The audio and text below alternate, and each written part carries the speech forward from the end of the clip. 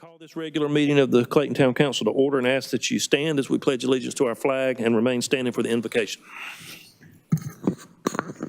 I pledge allegiance to the flag of the United States of America and to the republic for which it stands, one nation, under God, indivisible, with liberty and justice for all. Let us pray.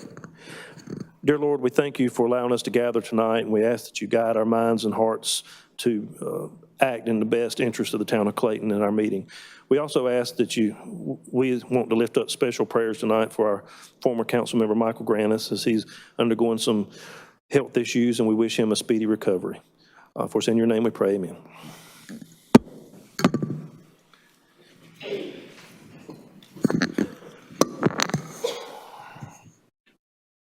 Are there any adjustments to the agenda? Yes, sir. We would like to remove items 3A and 4A and add item 9D, which will be hotel occupancy tax discussion with Patrick Pierce presenting. Are there any others? I'll entertain a motion to approve. Second. We have a motion and a second. All in favor? Aye. Motion carries. Next up is the consent agenda. Second. All in favor? Aye. Aye. Any opposed? The motion carries. Next up will be Recreation Advisory Board appointment. Heidi Holland. The Recreation Advisory Board had a vacancy for an in-town position to fill an unexpired term of December 2023. We had one in-town applicant apply. Council and staff felt this applicant had met the criteria to fill this vacancy. It is recommended to appoint Carol Houston to fill this vacancy. I'll entertain a motion. I'll make a motion to approve. We have a motion and a second. All in favor? Aye. Aye. Any opposed? Motion carries. Next up, under introductions and special presentations, first one is going to be recognition of Procurement Month. And I have a proclamation to read, and then I will come down and present.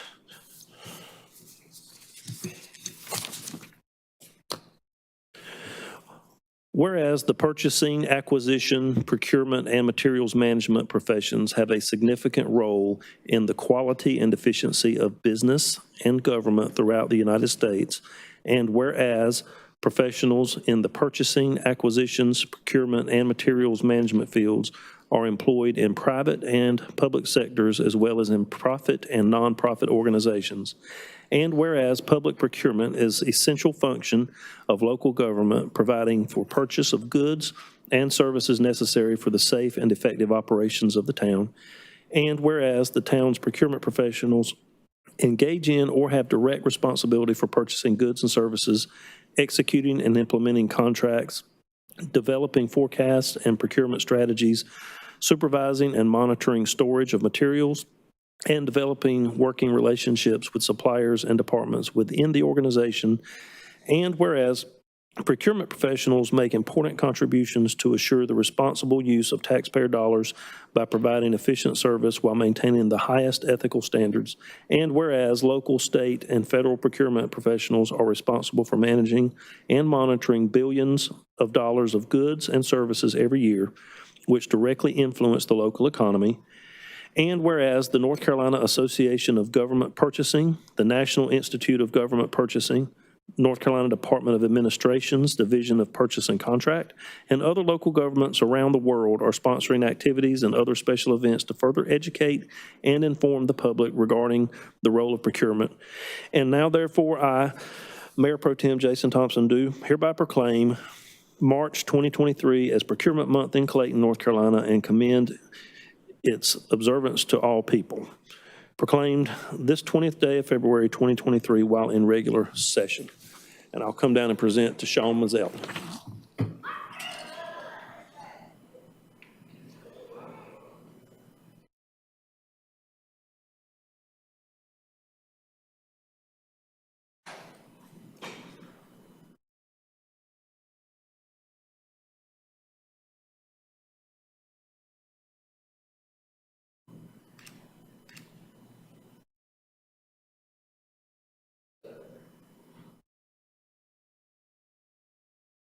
I did just want to say real quickly that the procurement team for Procurement Month this year, we are having the first Town of Clayton Vendor Expo here on March 14th, 9 a.m. to 11. It'll be down in the open area.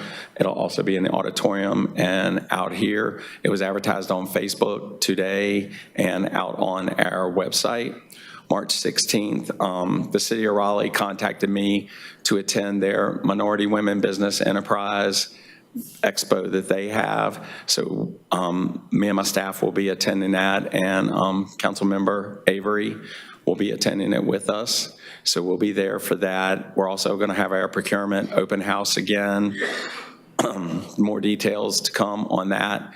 We're also going to be doing a requisition training class, and then I'll also be attending with staff the 67th annual spring conference for the North Carolina Association of Governmental Purchasing, where I am the professional development chair on that.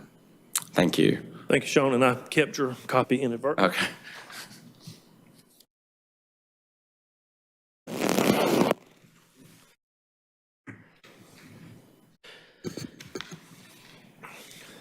Next up, we have Employee Appreciation Day proclamation.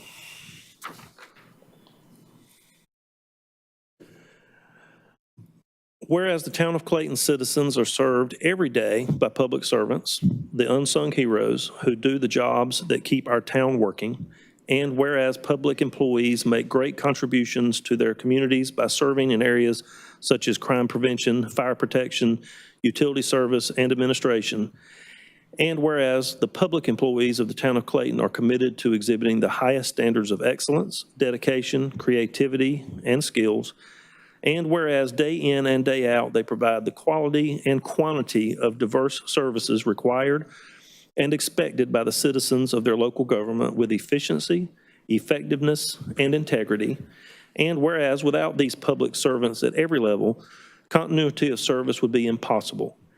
And whereas the town of Clayton recognizes the dedication and talents of public employees as well as the value of the service they render.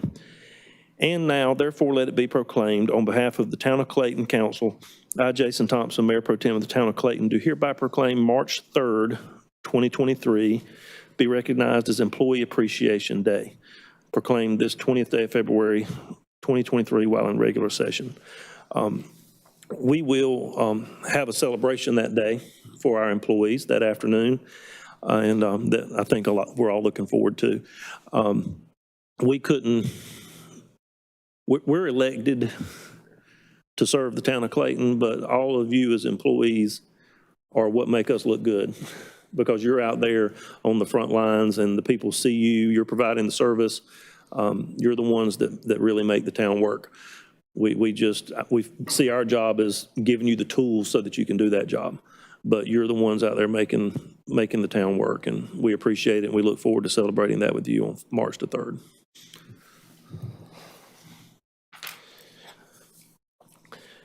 Next up, we have National Engineers Week proclamation. Whereas engineers use their scientific and technical knowledge and skills in creative and innovative ways to fulfill society's needs, and whereas engineers face the major technological challenges of our time, from rebuilding towns devastated by natural disaster, cleaning up the environment, and assuring safe, clean, and efficient sources of energy, to designing information systems that will speed our country into the future. And whereas engineers are encouraging our young math and science students to realize the practical power of their knowledge, and whereas we will look more than ever to engineers and their knowledge and skills to meet the challenges of the 21st century. Now, therefore, let it be proclaimed on behalf of the town of Clayton that I, Jason Thompson, Mayor Pro Tem, do hereby proclaim February 19th through 25th, 2023, be recognized as Engineers Week. Proclaim this 20th day of February while in regular session. And I'll present this to the engineering department.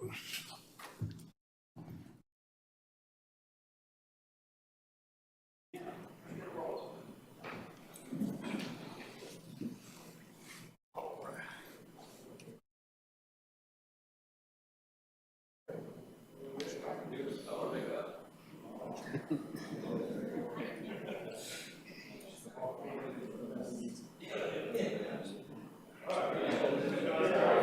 I get everybody to go this way a little bit?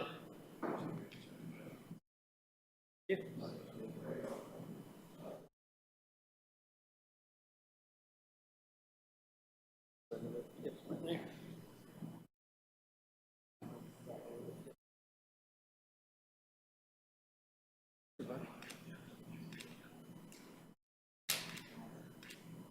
Thanks, guys.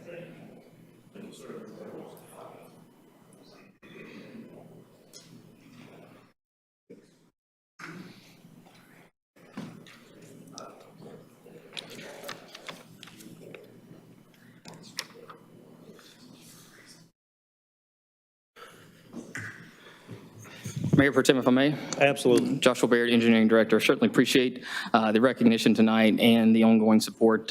This team that you saw before you and a couple others that were not here are really the boots on the ground. You may see me up here often, but these are the guys that day in and day out are really working to serve the public, and they do it with as a team. Certainly they work together and accomplish the goals that set before them. Our town's got a lot of challenges before us with our infrastructure, aging infrastructure, certainly the growth rate that we're seeing, as well as just the need to protect the environment. And these guys do it with a passion. They do it for the public. They do it to serve the public, always looking out for the safety, whether they're looking at inspecting a water main extension or pulling a water sample or doing something to keep sediment out of our waterways and protect our environment. These guys are all in and they do it for the town. So again, we're appreciative of the recognition and certainly the ongoing and continuing support. So we do thank you. Thank you. Okay, next up, we have our public hearings, and we'll start with special use permit text amendments, and we'll hear from Ben Howell.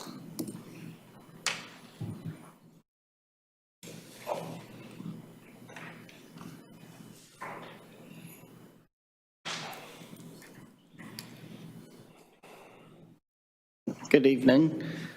So these text amendments, or this text amendment, covers several different sections of the Unified Development Code.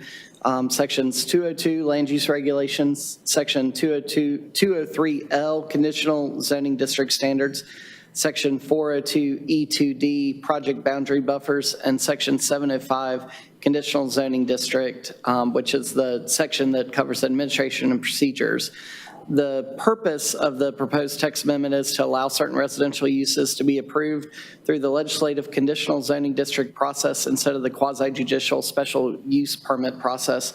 And it also will clarify several processes and requirements for conditional zoning districts. This amendment was initiated at the request of the town council and the town administration.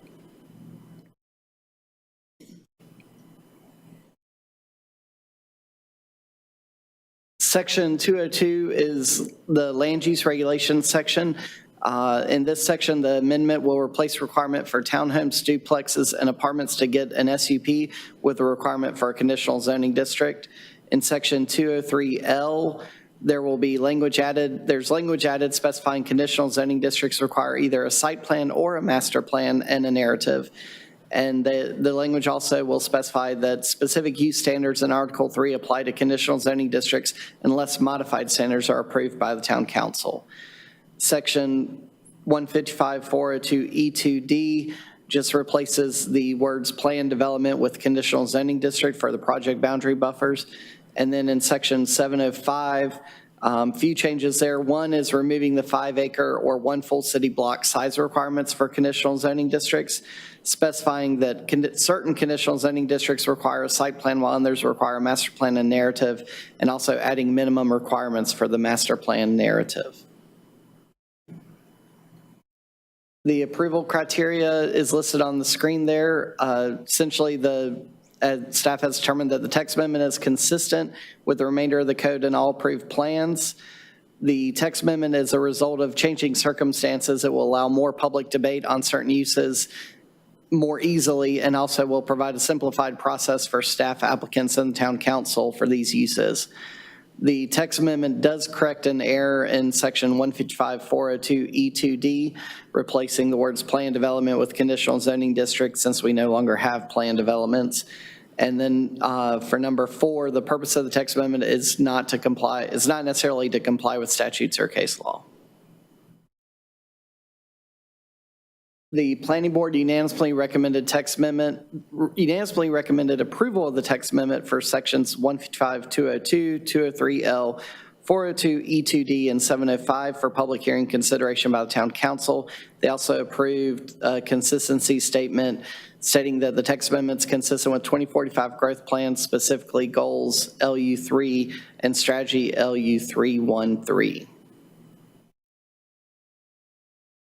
And finally, we're requesting town council approve ordinance 2023-0201, amending chapter 155, sections 202, 203L, 402, E2D, and 705, as well as approving the consistency statement included in the agenda materials. This is a public hearing as well. Thank you, Ben. As this has been noted as a public hearing, we'll open the floor for public comment. Anyone wishing to speak, please step forward and state your name and address for the clerk.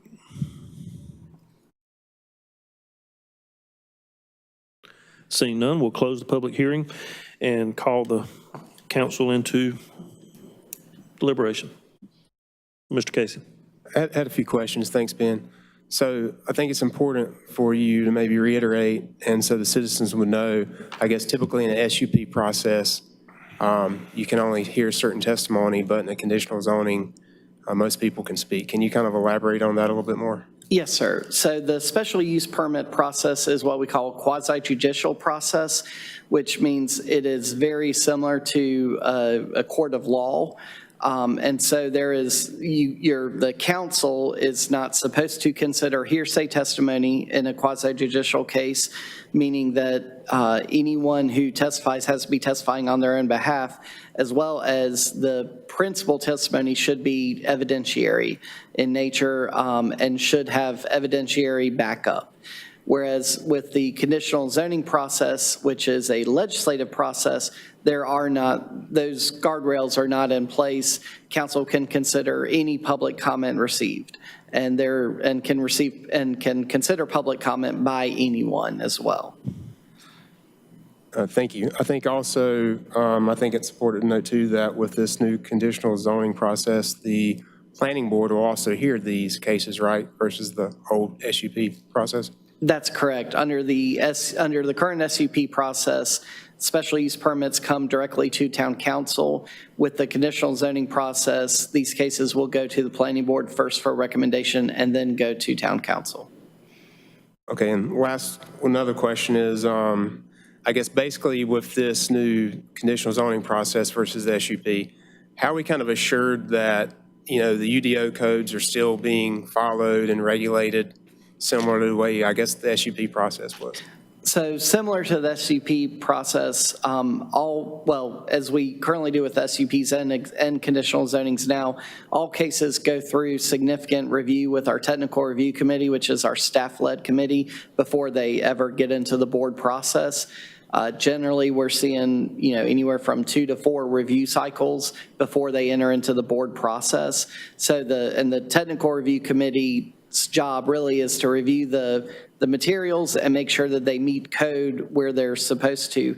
With conditional zoning districts, there is opportunity to deviate from certain sections of code, and that has to be clearly laid out in the conditional zoning district materials. But where they're not allowed to deviate from code, the technical review committee reviews that and ensures that the project is meeting code before it comes to the planning board and the town council. Okay, thank you. I don't have any more questions. Anyone else? I'll entertain a motion. Mayor Pro Tem Thompson, I would like to make a motion to adopt ordinance 2023-02-01 with the consistency statement in the agenda materials. Second. We have a motion and a second. All in favor? Aye. Any opposed? And the motion carries. Thank you. Thank you, Ben. Next up, we have item 2022-214-RZ, Town of Clayton rezoning. Bruce Venable.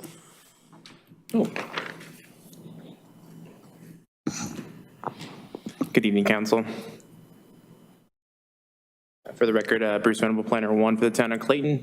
I'm presenting with you today project rezoning 2022-214 rezoning. This is the Stephen Biggs wastewater pretreatment facility that the town recently sold to Novo Nordisk.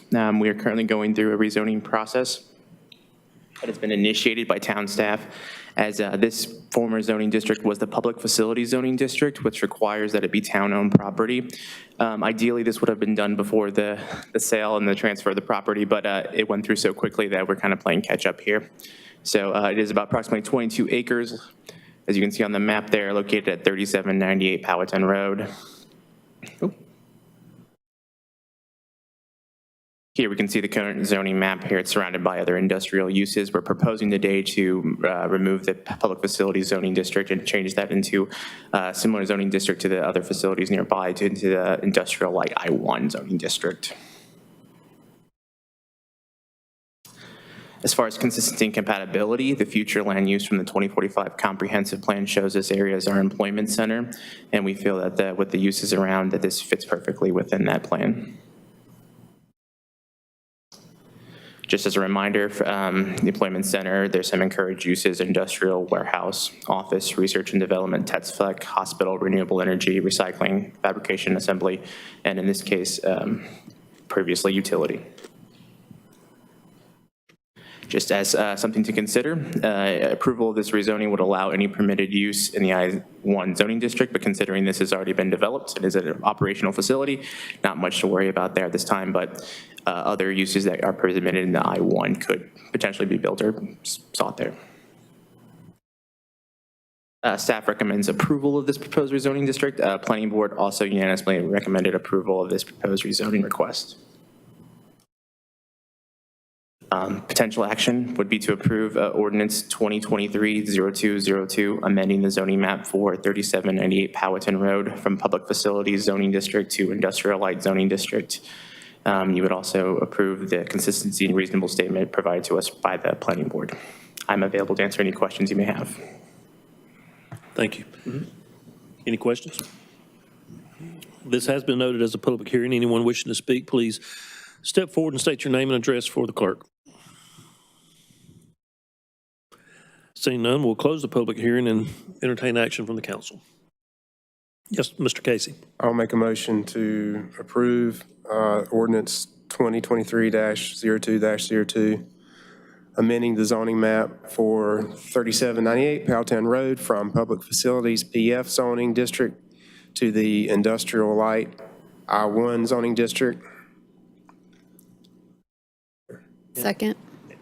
And Mr. Casey, would you also include the consistency and reasonableness? Can you go to the next slide, please? You could just reference if you like the okay. Approved consistency. Okay, and approve the statement of consistency and reasonableness. All right. Second. We have a motion and a second. All in favor? Aye. Any opposed? And the motion carries. Thank you, Bruce. And you're still up for item 2022-197RZ, Lot 8, Gateway Drive rezoning. For the record, Bruce Venable, Planner 1. This project is located at Lot 8 off of Gateway Drive, as seen here on the map. It is approximately 1.24 acres. Currently, the property is vacant, undeveloped. The applicant is requesting this rezoning because previous parcel was zoned highway business special use district, which is no longer a zoning district within the town of Clayton, and they've requested to be rezoned to office institutional OI. So you can see here the red in the corner here is the B3 special use district, and as you can see around, we've had multiple parcels come in this year, previous year, requesting rezoning, and many have gone with the O&I office institutional zoning district. Again, future land use shows this as an employment center. We believe that this is consistent. The request is consistent with the purpose and mission of that, which employ employment centers, offices, and other such things, which we'll list in the next slide. Just to reiterate, office, research and development, TETSFLEC, hospitals, renewable energy, recycling, fabrication, assembly, and such. And we believe that this does fit that. Something to council should consider, though, is that with the rezoning, that anything permitted in the O&I zoning district will be permitted once this is approved. again, staff recommends approval of the proposed request, as planning board also unanimously recommended approval of this request as well. Your next action, should you take it, would be to approve ordinance 2023-0203, amending the zoning map for Lot 8 along Gateway Drive from Highway Business Special Use District zoning district to the office institutional zoning district, and to approve the consistency and reasonable statement included in the next slide. I'm available for any questions, and the applicant is here should you have any questions. Thank you, Bruce. Any questions for staff or the applicant? Okay, we'll go ahead and open the public hearing. Anyone wishing to speak, please step forward and state your name and address for the clerk. Seeing none, we'll close the public hearing and turn it over to council for consideration. Mr. Casey? I have no problem with this. I mean, I'm happy to see that there's something happening here. It seems like that area has a lot of untapped potential for business and industry growth, so I'm in favor of it.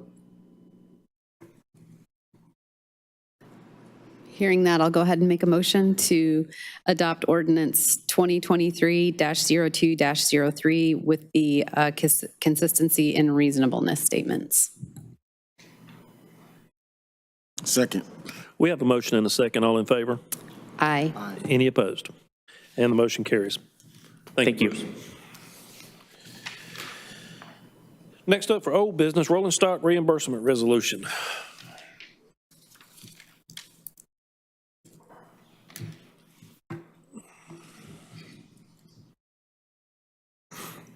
Good evening, Mayor Pro Tem Council. Tonight, I'm our Robert McKay, Finance Director. We're asking Council to approve a reimbursement resolution for rolling stock. In the 2023 budget, we had a line item for a financing assumption for rolling stock. This resolution positions the town to allow itself to reimburse itself with the proceeds of a subsequent financing for rolling stock from a bank. The amount of this resolution is not to exceed $2.5 million. I'll entertain any questions if council has any. Any questions for Robert?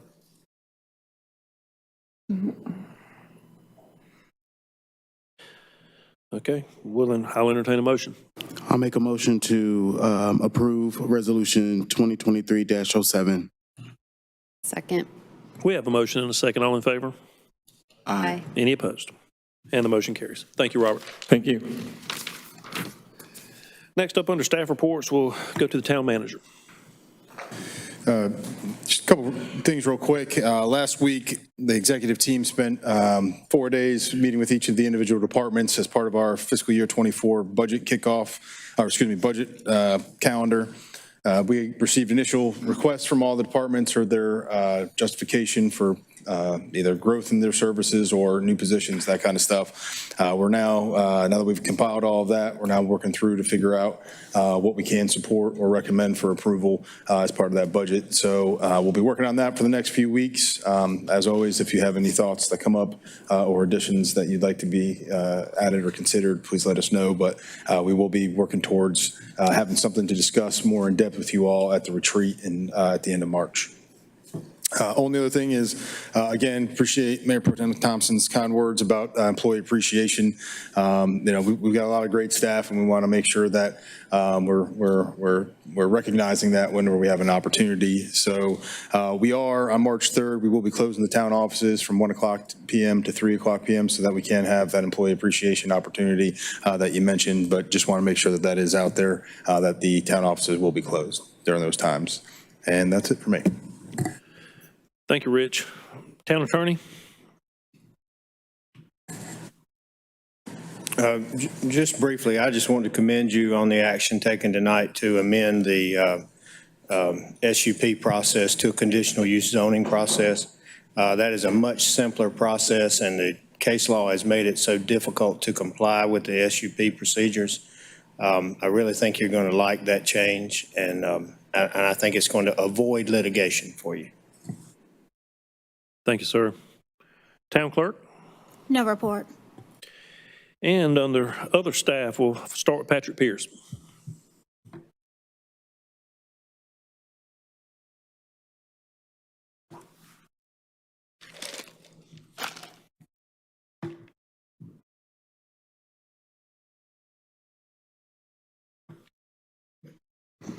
Good evening, Council. Patrick Pierce, Economic Development Director. Wanted to chat with you all tonight about the hotel occupancy tax. If this is, maybe I'll have to reach over. So this is a pretty common tool that's used throughout the state. It's currently, it's something the General Assembly passed back in the late 80s that allows counties and towns to assess a tax on visitors essentially coming in for hotels, Airbnb, short-term rentals, and bed and breakfasts. And it's a tool that has been considered and been on legislative priorities for the town council in the past, dating back several years. There's an opportunity this year to look at that and wanted to be able to present it to you. So currently Johnston County assesses that tax. It's a 3% tax. There's several other towns within Johnston County that also do that. And that was, I think they passed theirs back in the mid-2000s. So it's come up again. It's something that another municipality here is looking to do and would be a good opportunity for the town to look at. So essentially what that does, like any bill, it goes to, typically these start in the House. There's a special subcommittee for these sorts of taxes, would go to the Senate, then to the governor's office. At that point, the town would have to enact a hotel occupancy tax ordinance there, have a public hearing about that. If that was to pass, then a advisory committee is created. Really, the purpose of that is to work with the Johnston County Visitor Bureau to talk about how these funds would be spent within the town. And like I said before, these typically happen during long session years, so odd years like this year. So this is kind of a once every 2-year opportunity to take advantage of. No, not going to work. So just from a process standpoint, essentially the hotels collect the tax, they remit those to the town. The town has the opportunity to take a 3% administrative fee there, sends the remainder of that portion to the county. That goes to the Johnston County Tourism Authority, and that is really held there for projects specifically for Clayton. So really the town can direct how those funds are spent, either through that committee or direct engagement with the Tourism Authority. So there's two kind of options in terms of the way that they can be spent. Like I said, we can contract directly with the Johnston County Visitors Bureau, which is what I believe all the towns currently do. They take a 15% fee for their staff to do that, but they really, it's an opportunity for them to kind of leverage their expertise in tourism in terms of how those are spent. The other way on projects would be to do a reimbursement from them for funds that are spent. But there are obviously rules in terms of how this money is spent, and I know that the General Assembly is taking a really close look at that. The legislation does also require that 2/3 of the funds have to be spent on promotion, so billboards, ads, really external facing, how do you get heads in beds, essentially, and then 1/3 for tourism-related projects that are more kind of capital type projects.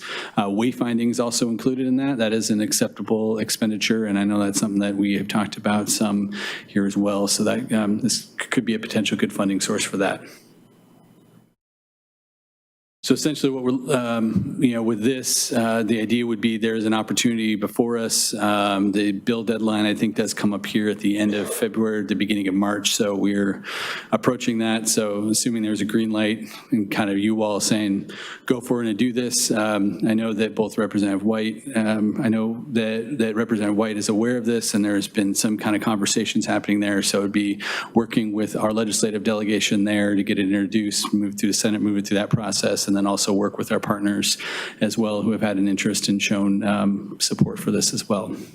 So with that, I'd be happy to take any questions you might have here, but I wanted to give you an update of kind of the background of that, some of the uses, and